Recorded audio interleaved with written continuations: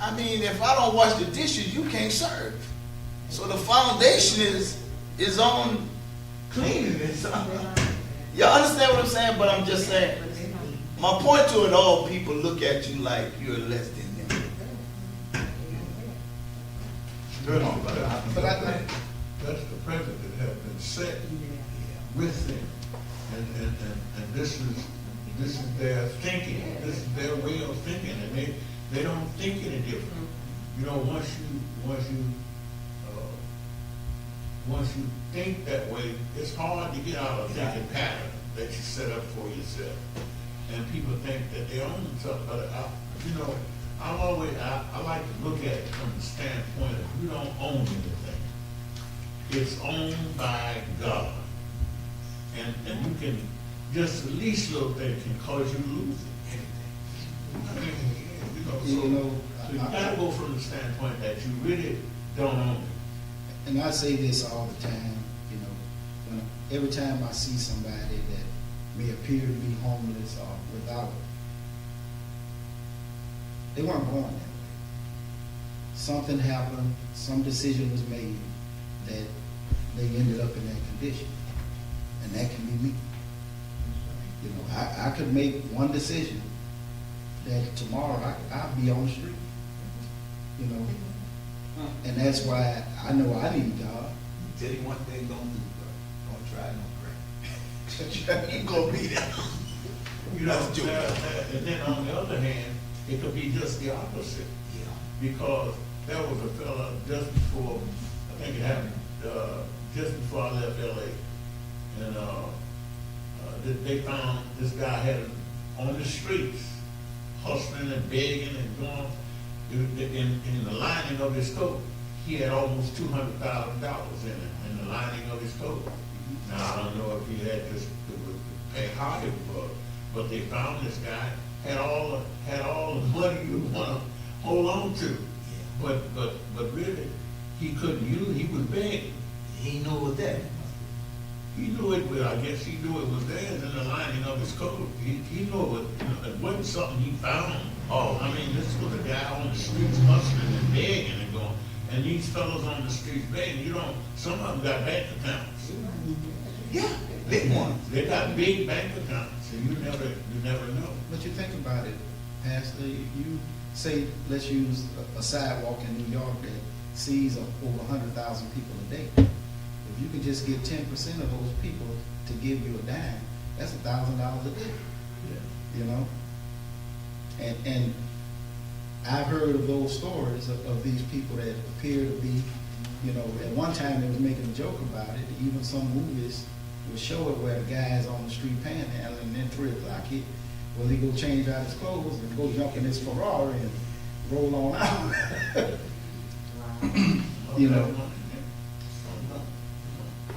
But when it comes down to the bottom line, we don't know. And that's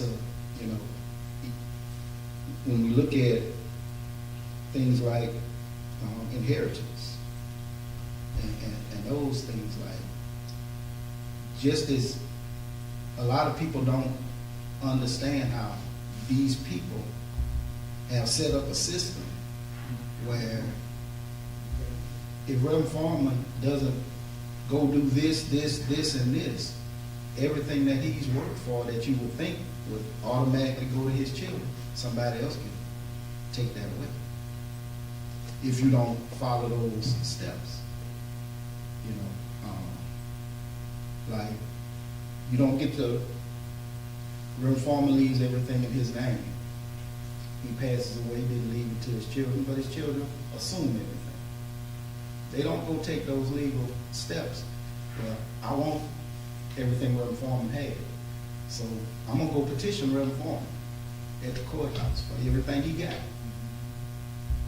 Now, I'm going to send all the letters that the law said I need to send him. I'm going to do everything the law said as pertaining to the relationship between me and James Foreman. Now, James Foreman did. But I did everything I had to do in correspondence with James Foreman. So guess what? when it's all said and done after the 90 days, 60 days, 180 days pass, and I've got no response from James Foreman, well, they can say, well, here you go. And then I can go present to his children.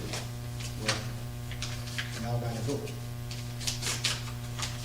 And a lot of it is, and I told people, if you see something coming in your mama name, your daddy name, or whatever it is, just open it up and see exactly what it is. It may not be no scam. It may be something you really need to keep your eyes on, because there's a man right up the road. Every spring, he'll be right at the courthouse buying people property. Because he keeps up with it. That's his business. That's how he makes his money. And there's no reason for Jerome Osbrooks to have to pay this man $2,000 to get back something he should have already paid. But that's how that man operates. And, and to answer your question, I think it's a trick of the enemy that he gets in some people's mind, because if you look at some of the groups that we label as hate groups now, they to themselves felt like they was acting in the name of God. The Klan is one of them. You know, somewhere in they developed this thought that, you know, if you're not white, you're not pure, you're not of God. And in the name of God, they hurt and kill people. You know, and that can only come from the enemy. Now let's go with our in-depth. We'll read the in-depth first and then the scriptures.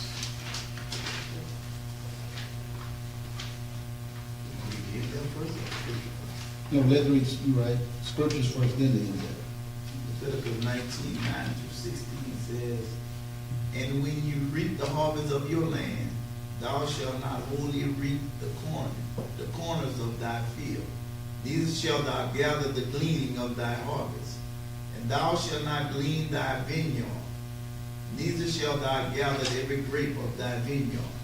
Thou shalt leave them for the poor and strangers. I am the Lord your God. You shall not steal, neither deal falsely, nor lie one to another. And you shall not swear by my name falsely, neither shalt thou profane the name of thy God. I am the Lord. Thou shalt not defraud thy neighbors, neither rob him. The wages of him that is hired shall not abide with thee all night until the morning. Thou shalt not curse the deaf, nor put a stumbling block before the blind, but shall fear thy God. I am the Lord. You shall do no unrighteousness in judgment. Thou shalt not respect the person of the poor, nor honor the person of the mighty, but in righteousness shalt thou judge thy neighbor. Thou shalt not go up and down as a talebearer among the people, neither shalt thou stand against the blood of thy neighbors. I am the Lord. Jesus summarized the horizontal part of a proper relationship with God as love thy neighbors as thyself. Inherent in every aspect of God's holy nature and his laws regarding holiness is his heart of love. Every law in the Sinai tradition reflects God's love heart. Treating others right or loving one's neighbor is the ultimate expression of social justice. Contained within this overriding principles are the following details. Proper handling of the land. Inherent in treating others right is the matter of strangers, but also includes the somebody else. Ubiquitous. Poor and those who perhaps once were better off but have fallen on hard times. The Israelites demonstrated a godly attitude toward others by generously leaving the corners of one fields or vines for those less fortunate. Today's one surplus can be shared with others in many ways. Honesty with everyone. It might seem apparent initially, but the laws against committing perjury, stealing, and lying, which parallels the third, eighth, and the ninth commandment, are sometimes harder to obey when the boundaries are unclear. The choices between right and wrong are evident when the case are obvious. However, deception, deceit, and fraud often take subtle and more easily justified forms. The godly persons avoid all such acts. However, minor that dishonors God and harm others. Not taking advantages of others. Much like the previous law, those specifically are taking advantage of the disadvantaged, mistreating vulnerable people, such as those with disabilities or someone in a desperate situation, is injustice defined. The opposite type of person is also included. God's holy people are not to act dishonorably toward the privilege. As easy examples would be filing unjust lawsuits against rich people. In all cases, embodying social justice excludes all forms of gossip, backstabbing, and slanders, as these are harmful to others and dishonoring to God. How do these laws reflect or challenge our society today? Well, I think the challenge is like what the former said earlier, is that all the laws are written for everybody, but they don't apply to everybody.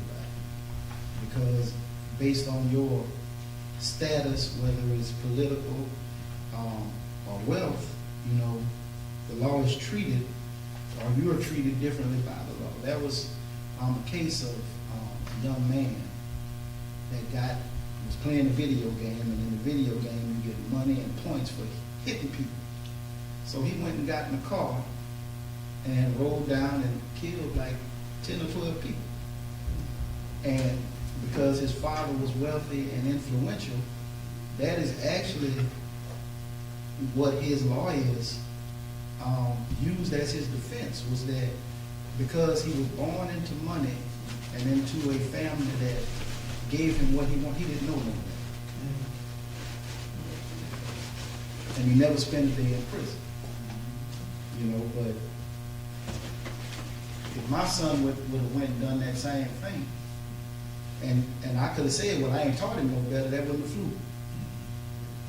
You know, because I didn't have the money to pay nobody to get him lined up in front of the right people and do all those things. You know, and how that's challenging to our society is, how can you make everybody else follow the law when you are showing them that you letting people get away with it?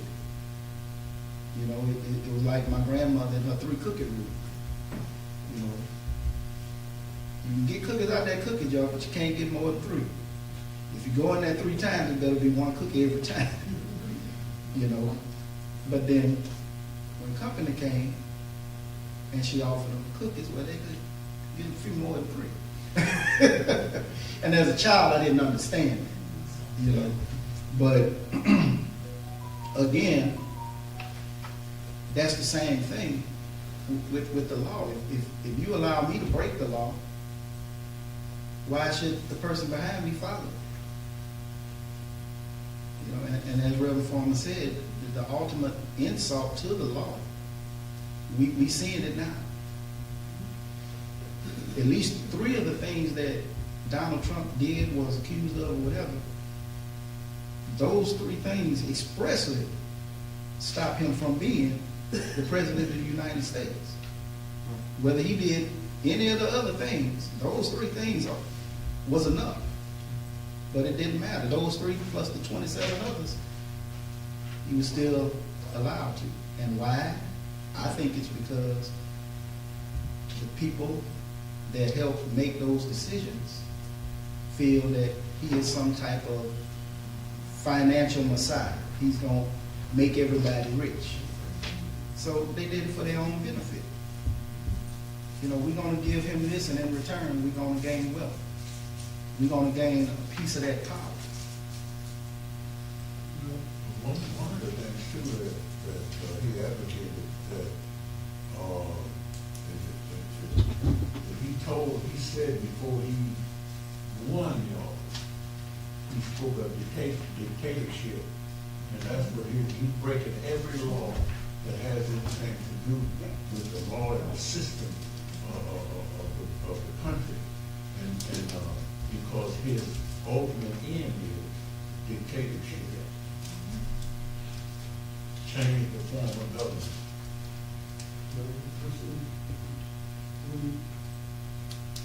The founding fathers felt that we should have free speech. America, a land of the people that have free speech. We don't have free speech anymore.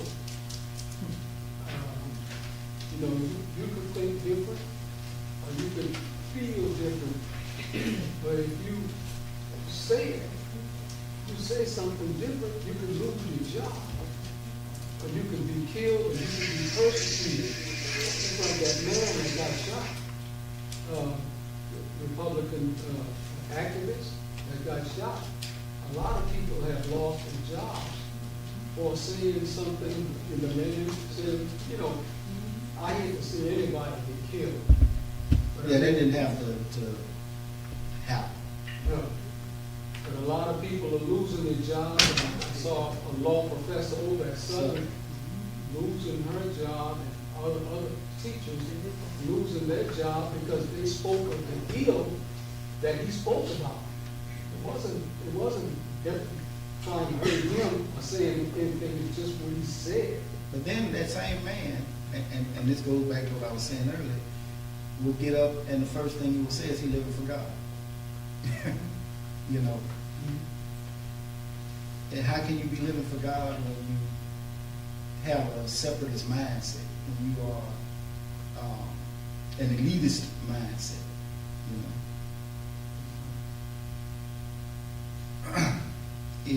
This world that we live in, we need God.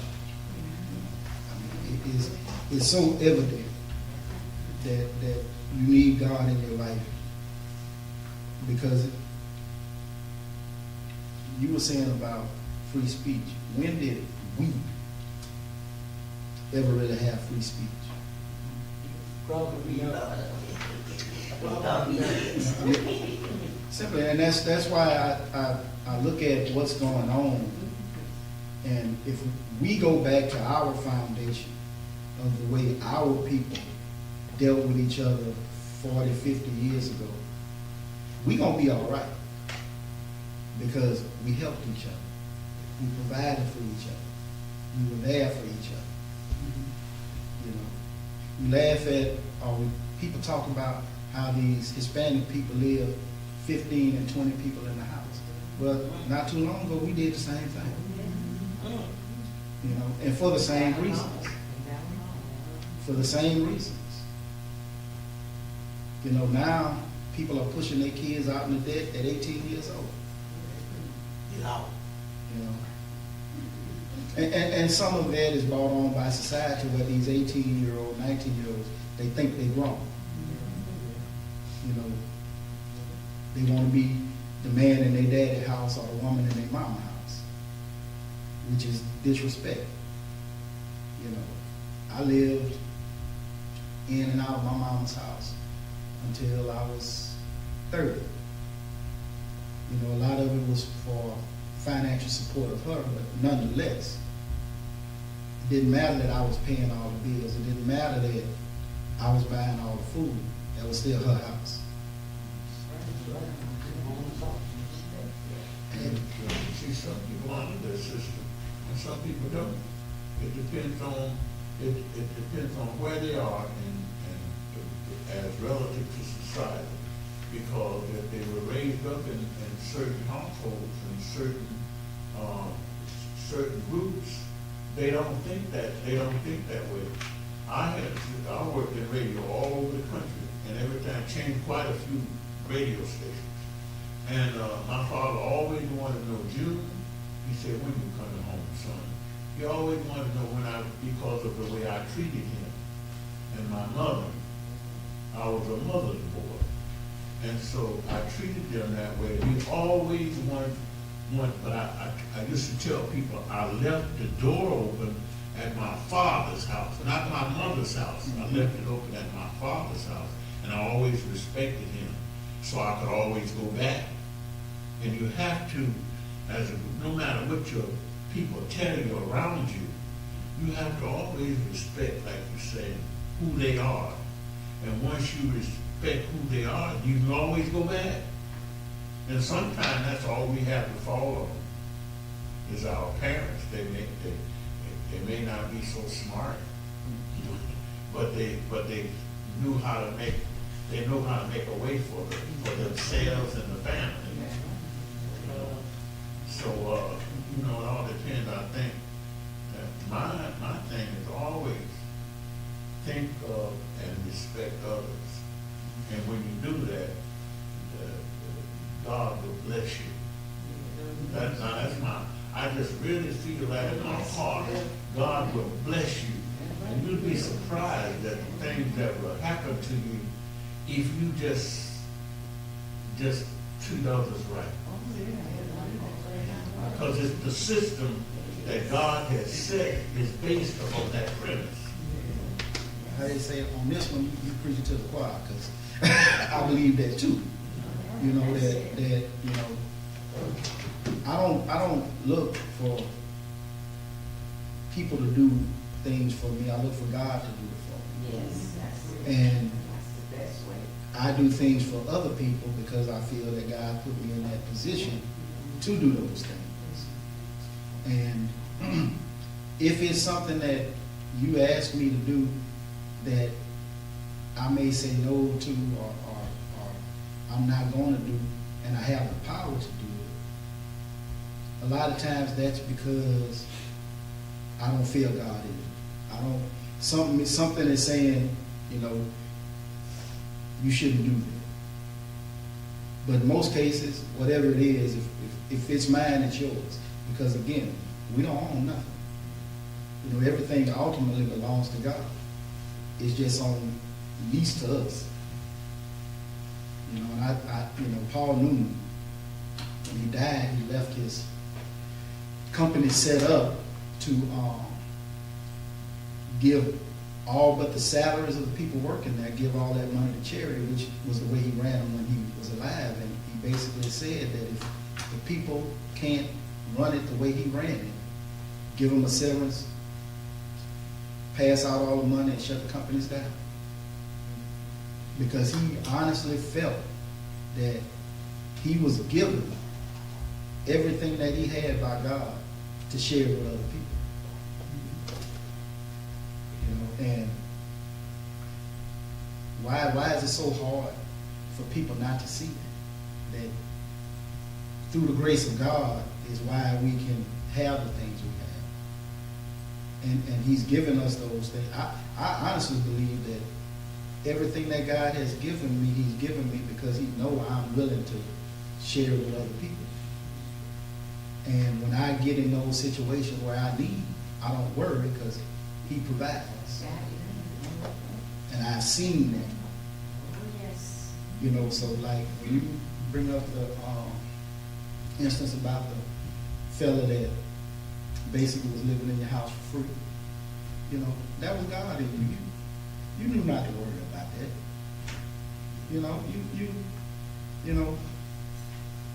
Now, and it didn't matter whether the man didn't have it or he just chose not to pay it. You put that with God and left it there. And that's what we're supposed to do.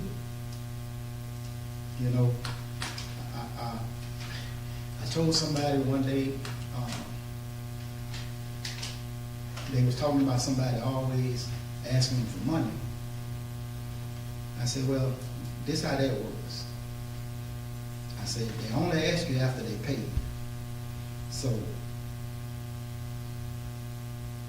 eventually it's gonna get to the point where they're gonna ask you, they can't pay you, then you ain't gonna have to worry about it anymore. You know, but if for whatever reason you don't have it in your heart to give it to them, don't give it to them. You know, now there have been instances where one of my brothers has asked me for money, and I told him no, I wouldn't give it to him because I knew what he wanted that money for, and I wasn't going to allow him to go hurt himself. You know, by buying drugs and whatnot. You know, in those cases, I think it's fine to say no. But now, on the other hand, if I had another relative that had a similar problem, when he would come and ask, he never asked for money. He would always ask for exactly what he wanted, something to eat. And even if I didn't have anything prepared, I would do the same thing my mama would do when he came knocking on the door. Tell him, please go wash your hands, come sit down, and I'll cook him something. Because that's what I saw. She never turned him away. And now this same man is, he gave himself to God. He's drug free. Even started a business. You know, and you know, we can't count each other out just because we fall into circumstances. We're here to help each other.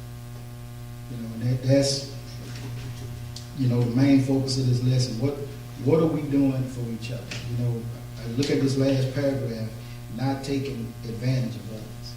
You know, one of the things we have to get out of is, you know, Foreman owns a business, and Mr. Jim, Mr. Bob owns another business, well, the same business we're the foreman. When I deal with Mr. Bob, whatever his price is his price, and I pay him. But when I deal with Reverend Foreman, because we look alike, I want a deal. Why is that? I should want to pay him for his work, just like I paid him for his work. You know, and because I've talked to young men trying to start a business, doing their business or whatever, and the first thing when they approach me as a person of color, and they're a person of color, they want to talk about the discounts and the breaks that they could give. Okay, I'm not going to deal with you that way. If you give me a good quality job, I'm going to pay you the same thing I'm going to pay him. You know, I appreciate the offer, but you don't have to do all that for me. I'm going to treat you like I would treat him. And we as a people need to support our people the right way. You know, instead of when Reverend Foreman open up a business, what are you doing? You don't know, you support his business. You know, because at the end of the day, most people, if they were brought up following these tenets, do just that. They give back. They support their communities. They provide. And whereas I'm paying the whole price and help him keep his doors open, it's got somebody somewhere that can't afford his work but need his work, and that allows him to do that work for him for free. You know, we ain't the only people in the world. You know, we have to take care of ourselves and each other. You know, that's one of our responsibilities. Let's get to before you go ahead. I got a question. Go ahead, sir. The title of the lesson says God values justice. Now, in anybody's own words, in your own words, what God justice look like to y'all?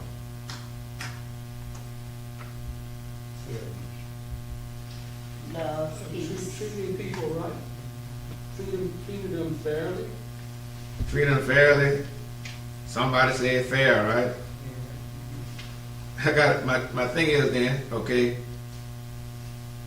if someone has done you wrong and you looking for justice, would you want that person to be punished, or you just allow for God to just accept his forgiveness? Come on, see. See, still over there. But I understand what you're saying. But I understand what you're saying, because that's going to be that one of those battles Yeah. between the physical man and the spiritual man. Yeah. Or depend on what they done. Granted, I mean, my own situation, I've said this multiple times. I don't care what you do to me, but don't touch mine. Yeah. I say the same thing. You know, and honestly, people have called me out my name, even to the point of almost putting their hands on me. And I just brush it off. But then I know that if I saw them do that to anybody else, I would have a problem with it. I wouldn't be able to just sit still. And so I also feel that I'm not wrong in that, because now I'm looking out for my brother. You know, I'm good with you dealing with me because God got me, but my brother might not be there yet. Still got him doing it. You know, He gonna protect him anyway. But okay, and that's the thing. You know, I heard fair. So if God don't do it the way you want it done, is that fair? It's still fair. All right, Vengeance is mine. It's hard to fair. Right. It's hard to Because fair. God knows what's best. Yeah, we don't. Now, one thing, my thing is, and I found over the years, this is through experience. Normally, people that borrow money will not pay you. They won't pay you. When I don't care what kind of job they have, when it comes down to time for them to relinquish and to pay you, they will not pay you. So my thing is, don't loan money. You know. Well, not even to me. Now, I know you got plenty of money, but I still would loan you.